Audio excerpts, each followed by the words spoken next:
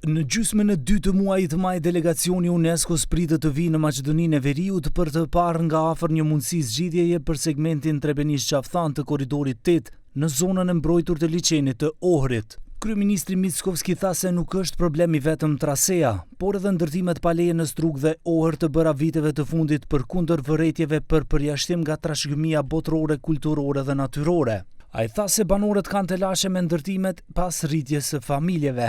Što se ne suva do trasata, ako не е та неке најдеме решение со друга траса. Така што кое што нема да ги, и тоа го кажувам веќе цело време. Но тоа е повторно состојба во која што не сме толку многу загрижени, бидејќи има решение.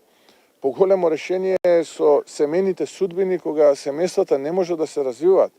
Имаме семејство во кое што детето треба да се осамостои, да се направи надградба на семејната куќа и така натаму не можат, поради ограничувањата кои што ги има УНЕСКО. Zona turistike më atraktive të vendit si Ohri dhe Struga duhet të gjejnë një zgjidhje për të zhvilluar sikurse edhe qytete tjera botërore të mbrojtura nga UNESCO, tha Mickovski duke përmendur kotorin e Malit të Zi.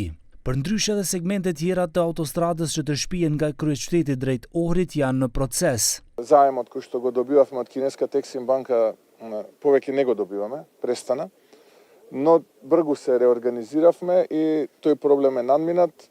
Формирање на синдикатот домашни банки со исклучително би рекол поволни услови и практично тие домашни банки ќе го дозавршат финансирањето и тоа ќе биде последно и со тоа веќе конечно таа делница ќе биде функционална.